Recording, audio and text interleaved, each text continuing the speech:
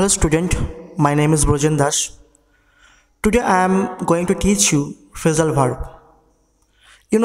Phrasal verb is such a thing that it can add glamour to your spoken English. If you use phrasal verbs to your spoken English, that look more glamorous, that look more attractive.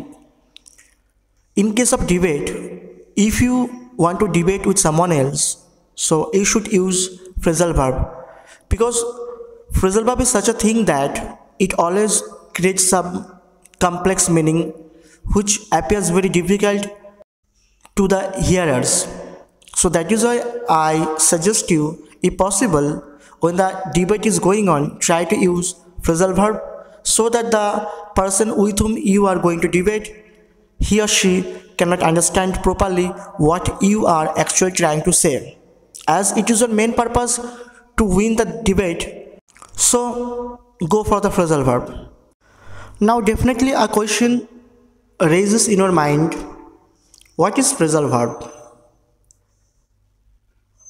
The answer is, the phrasal verb is such a verb when it takes one or two preposition after it and creates a complicated meaning which is very hard or difficult to understand. That is called phrasal verb. As per example, we can say, the girl kissed the boy off after she had taken a lot of money from him. Here we get the phrasal verb kissed off. As we all know what is the meaning of kiss, but here kiss as a verb takes a preposition of OFF and makes a critical or complicated meaning, which is to leave. Here kiss off means to leave someone. So the meaning of the sentence is like that: মেয়েটি ছেলেটিকে ছেড়ে দিয়েছিল ওর কাছ থেকে প্রচুর টাকা নেওয়ার পরে। এই নয় যে মেয়েটি ছেলেটিকে কিস করেছিল, এইটা না, এটা অ্যাপারেন্ট মিনিং এটা না। কেন? এটা ফ্রেজাল ভার্ব যার কমপ্লিকেটেড মিনিং হচ্ছে টু লিভ, ছেড়ে দেওয়া। তাহলে শেষে কি দাঁড়াচ্ছে? মেয়েটি ছেলেটির কাছ থেকে প্রচুর টাকা নেওয়ার পরে তাকে ছেড়ে দিয়েছিল। Here I have chosen 10 phrasal verb. Now let's read all those phrasal verbs and try to understand what they are and how to utilize them in your daily life situation, in your daily spoken English.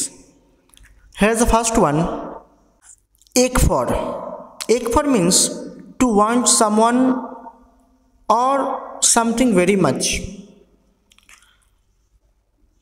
মানে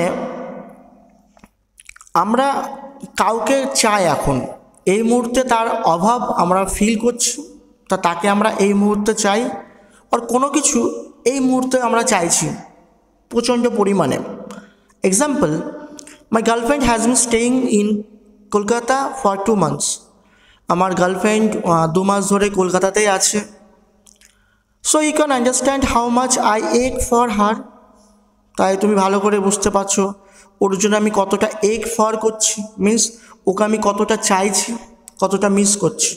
তা যখন কাউকে প্রচুর পরিমাণে চাওয়া হবে বা miss করা হবে, তখন এক ফর এই ফ্রেজাল ভার্বটা ইউজ করতে হবে।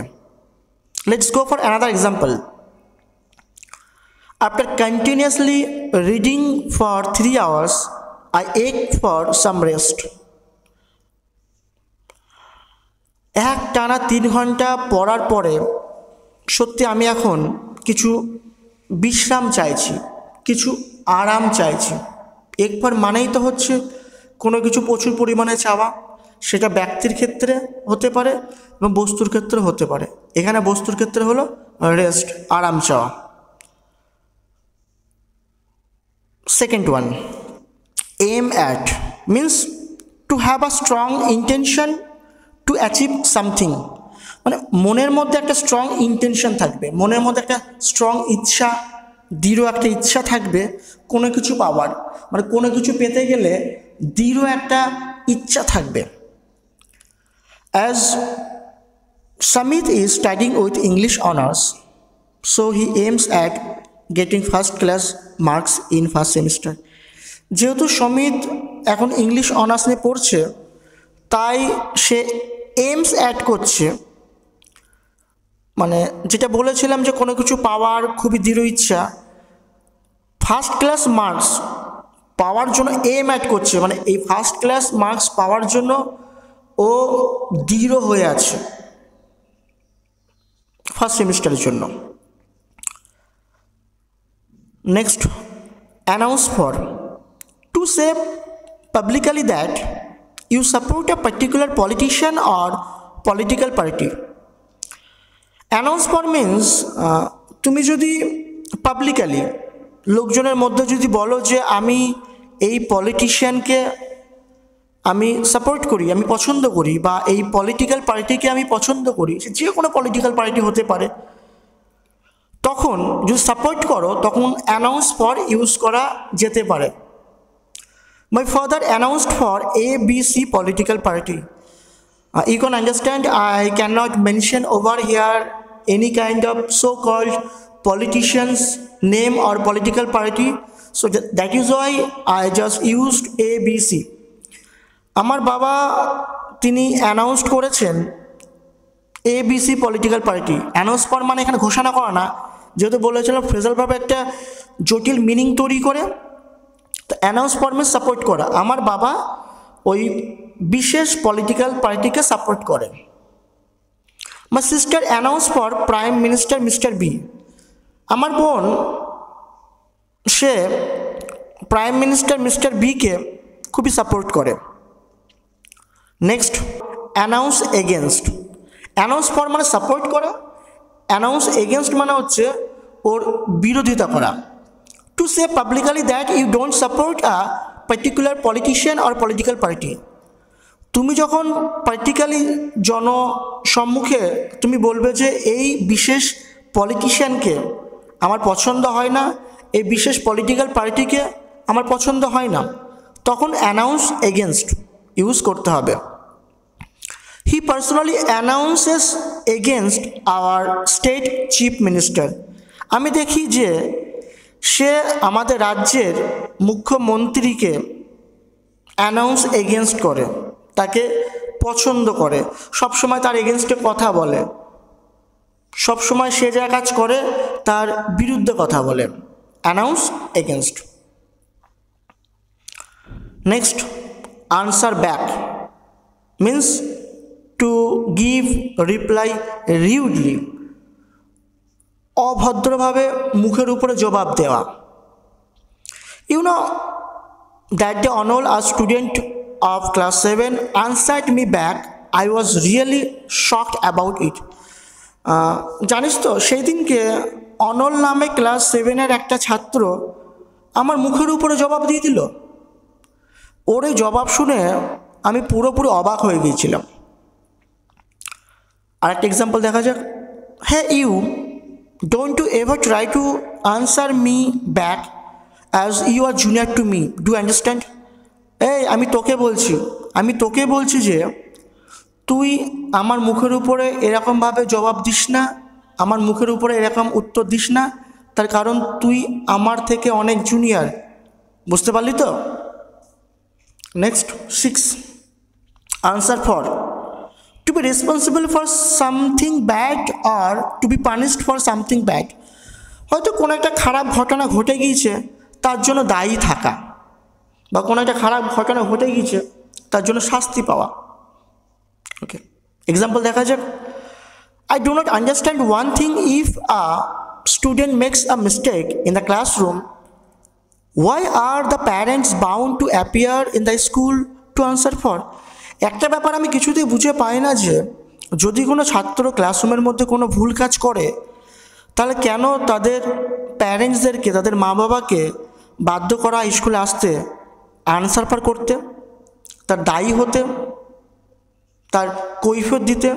কেন তাদের মা বাবাকে ডাকা হয়, কেন তাদেরকে রেসপন্সিবল করা হয়।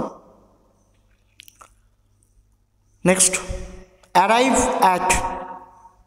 Arrive at means to come to conclusion after a long discussion. অনেকক্ষণ ধরে কোনো একটা আলোচনা করার পরে যখন কোনো একটা সিদ্ধান্তে আসা যায় বা সিদ্ধান্তে আসা হয় বা সিদ্ধান্তে উপনীত হওয়া হয়, তখন অ্যারাইভ অ্যাট ফ্রেজাল ভার্বটা ইউজ করা হয়। Let's see the example. When the debate was going on what to add in the picnic menu, যখন একটা ডিবেট চলছিল, তর্ক বিতর্ক চলছিল, পিকনিকের মেনুতে কি অ্যাড করা যায়, চিকেন আর মাটন। চিকেন অ্যাড করা যাবে, মুরগির মাংস, আর মাটন খাসির মাংস। After long debate or discussion we finally arrived at chicken. তো অনেক ডিবেট করার পরেও, অনেক আলোচনা করার পরে শেষ পর্যন্ত আমরা উপনীত হলাম চিকেনে। শেষ পর্যন্ত আমরা সিদ্ধান্ত নিলাম চিকেনে। অ্যারাইভ অ্যাট মিনস কোনো একটা আলোচনা করার পরে শেষে যে একটা সিদ্ধান্ত নেওয়া, সেইটা। Next, number 8, horse about or around means to waste time doing silly or unimportant things. Horse about around মানে হচ্ছে সময় নষ্ট করা, সিলি থিংস করে, বোকা বোকা কাজ করে সময় নষ্ট করা, অথবা কিছু এমন কাজ করে সময় নষ্ট করা যেটা মোটেই গুরুত্বপূর্ণ না, আনইম্পর্টেন্ট, অগুরুত্বপূর্ণ। Let's see the example. It's really matter of concern that, সত্যি এটা একটা খুবই চিন্তার বিষয় যে nowadays we find lot of students horsing around by playing some online games such as PUBG, Free Fire, etc.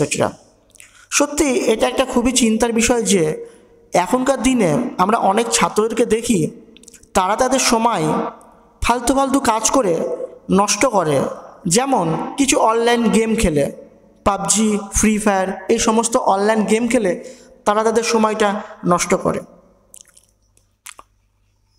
Next, ask over or round means to invite someone to come to your house. তুমি যদি মনে করো যে তুমি তোমার বাড়িতে কাউকে invite করবে, তখন ask over or round এই ফ্রেজাল ভার্বটা ইউজ করা যেতে পারে। Example, mom can you cook chicken do pyaza for the today's lunch. মা তুমি কি আজকের দুপুরের রান্নাতে চিকেন দো পেঁয়াজা করতে পারবে, রান্না করতে পারবে। As a matter of fact that I asked Ram and Riya over to lunch today. সত্যি কথা বলতে কি জানো তো মা, আজকে আমি রাম এবং রিয়াকে আমার বাড়িতে দুপুরে ডেকেছি একসঙ্গে লাঞ্চ করার জন্য। আমি তাদেরকে আস্কড ওভার করেছি। এখানে কি হয়, এই আস্ক ভার্ব এবং ওভার প্রিপোজিশন, অ্যাকচুয়ালি ফ্রেজাল ভার্বের ক্ষেত্রে কি হয়, এই ভার্ব এবং প্রিপোজিশনের মধ্যে অবজেক্টস বসাতে হয়। এখানে রাম এবং রিয়া অবজেক্টস, এটা মাঝখানে বসাতে হয়, এটাই হচ্ছে নিয়ম। তা আমি আজকে রাম এবং রিয়াকে, ওদেরকে আমি ইনভাইট করেছি, ওদেরকে আমি নেমন্তন্ন করেছি, আস্ক ওভার করেছি আজকে দুপুরে আমাদের বাড়িতে খাওয়ার জন্য। I really forget to inform you, সত্যি মা আমি ভুলে গিয়েছি তোমাকে ব্যাপারটা জানাতে। প্লিজ ডোন্ট মাইন্ড মম, মা কিচ্ছু মনে করো না please. 10, the last one but not the least, angle for, to try to get something without asking for it directly. কোনো কিছু পাওয়ার চেষ্টা করা কিন্তু ডিরেক্টলি জিজ্ঞাসা করবো না। আমি কোনো কিছু পেতে চাই কিন্তু সেটা আমি ডিরেক্টলি জিজ্ঞাসা করবো না যে আমি ওই জিনিসটা পেতে চাই। আমি কিছু এমন করব যাতে আমার সামনে যে ব্যক্তিটা আছে বুঝতে পারবে যে আমি ওই জিনিসটা পেতে চাই। তাই কোনো কিছু পাওয়ার চেষ্টা করা কিন্তু ডিরেক্টলি না, ইনডিরেক্টলি। মুখে বলবো না কিন্তু অঙ্গভঙ্গি করে বোঝাবো যে আমি এই জিনিসটা পেতে চাই। Okay, let's see the example. I think my friend has been angling for all the week to borrow some money.